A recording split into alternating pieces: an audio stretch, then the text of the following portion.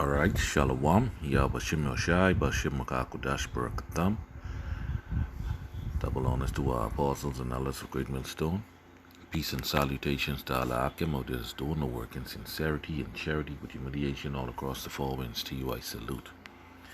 This is the brother Karatazar from the GMS Bombers Camp. Back at you with another lesson. Yeah, man, hey, this thing getting ready to jump off, man. It's getting ready to jump off. When the stage is being set for, civil war, class wars, race wars, yeah, it's being set, and I have one or two articles here, as I was on YouTube and I stumble across a little news clip which I'm going to play in a little while, and you be the judge from there, because things is happening in the spirit, man, So, without further ado, let's get into it. It says, just unacceptable. Raleigh police shortage takes toll on officers and residents waiting for help. Yeah, because you have a lot of police resigning, over this mandatory, smart blood, that the government want to pump in them, So let's read. It says there could be another sign under the blue and white one for Raleigh Police Headquarters right now hiring. It says Raleigh Police Department Chief Stella Patterson revealed on Wednesday that the department is trying to fill 100 vacant positions. The Raleigh Police Union calls the shortage astonishing, and residents who spoke to ABC 11 said they are feeling the negative effects. Right? So, let's read on. It says, someone's life could have been at risk, said Trey Murray, a North Raleigh resident. He doesn't remember hearing the sound of gunshots that night on September 19, but hearing that it took Raleigh police officers 90 minutes to respond to the 911 call about it came as no shock, right? So the police take 90 minutes. 90 minutes is an hour and a half. So guess what? You could have done do whatever and get off the scene. You see what I said? And that is the perfect condition, all right, for someone to kill someone and then push out. You understand? All right? You women who like to call the police, your hedge of protection is gone. Your hedge of protection is gone. And we see this society is moving into lawlessness. You understand? And this starting right over there in Babylon. And that's going to trickle down to this side of the world as well. All right? It says it doesn't surprise me at all. I live here 3 to 5 years. There's a lot of incidents that have taken place in the neighborhood. It has been a while for police to come out and respond to our call, he said. All right, now this is a little tweet here from Joel Brown. He says, the nation labor shortage taking its toll on Raleigh police. The department is currently short 100 officers. Tonight the impact on officers and residents waiting for help. Yeah, you understand? We said it. Okay? Let me just read a little bit more, and then I'm going to get out of here. It says, tipster with inside knowledge of the city's first response system told ABC 11 that on September 19, between 2 a.m. and 3 a.m., there was no available officers. You see that? So a lot of shit could have gone down. Rape, murder, robbery could have gone down, and guess what? There ain't no police around to get, for you niggas to get no help. All right? And when the 911 call came about shot fired on Pine Ridge Place, it took an hour and a half for officers to arrive. Bang, so guess what? They only meet shells on the scene. You understand? They can't tell you who it is and why they did it. This is what the society is coming into. It says Patricia Rucker has lived here in North Raleigh condo on Pine Ridge Place for 2.5 years. She said she has called 911 more than once about the sounds of gunshot. She knows the big time bell. I'm just not sure where the gunshots were coming from, she said. It usually would take police over an hour. You see that? 1 to 2 hours for police to respond, absolutely too long.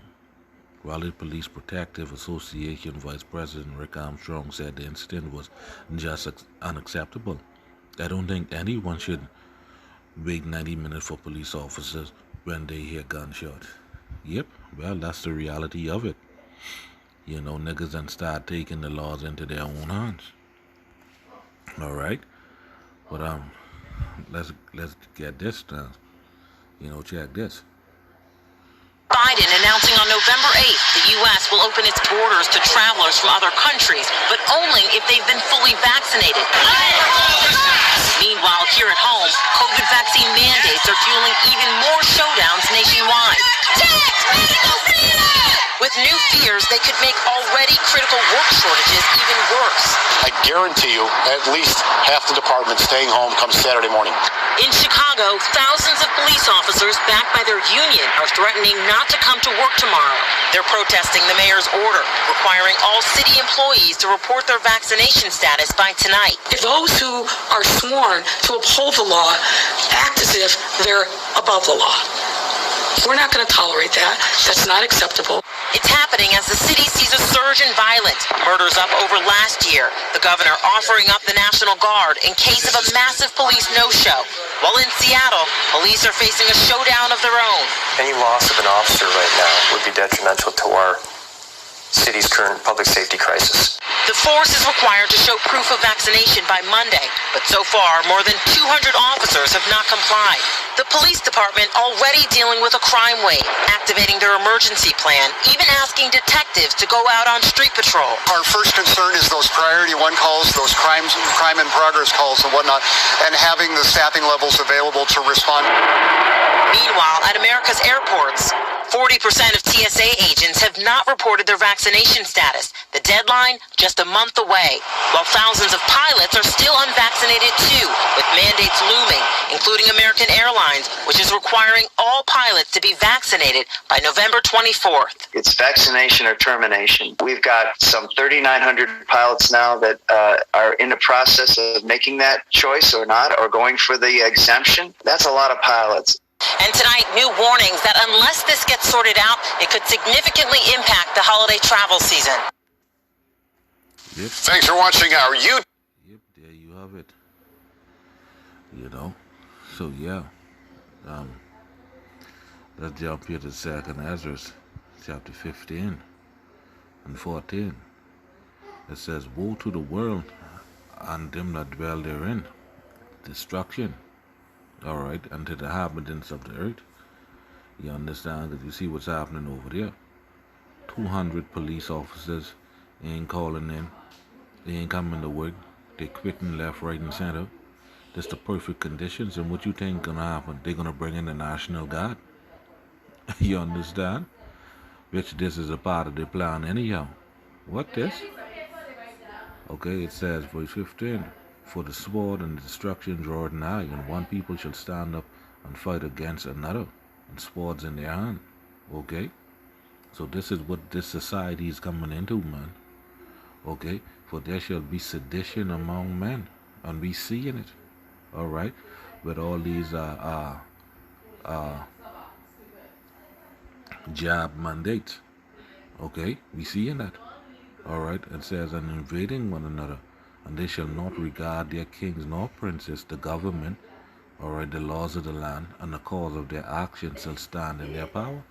So they can check, they can do what they feel is right in their own eyes. Okay? Then they talk about all the pilots to be fully smart blood up. You understand, by the 24th of next month. for you niggas who like to travel, right? 17, it says, a man shall desire to go into a city and shall not be able. All right? Yeah, man. So this is what it's coming down to. It says, for because of the pride, the city shall be troubled, and their houses shall be destroyed, and men shall be afraid. Okay, again, pure destruction, hell, and chaos. That is the conditions that is being set. Okay, and we clearly see that. And again, this happening over there in Babylon, but that's going to move to this side of the world as well, into this country as well. All right. Yeah, man. Okay. All these is the beginning of sorrows again. 2nd Ezra 16 and 18, the beginning of sorrows and great mourning, the beginning of famine and great death, the beginning of wars. Okay. And the powers shall stand in fear. The beginning of evil. What shall I do when these evils shall come? You can't do a shit but be prepared. You can't prepare yourself when the evil reach. It can be too late. You know. Behold, famine and plague, tribulation and anguish are sent as scourges for amendment. So the Most High giving you niggas a spiritual karass for you niggas to get a chance to get it right. Get your act fucking get it. You know. But for all these things, they shall not turn from their wickedness, nor be always mindful of the scourges. All right? But they can go right back and continue to be in wicked. You know, but again, the whole moral of this lesson is that the conditions is being set for chaos and destruction that take place. So this is something we're going to keep watching. Lord willing, this was edifying. Shalom.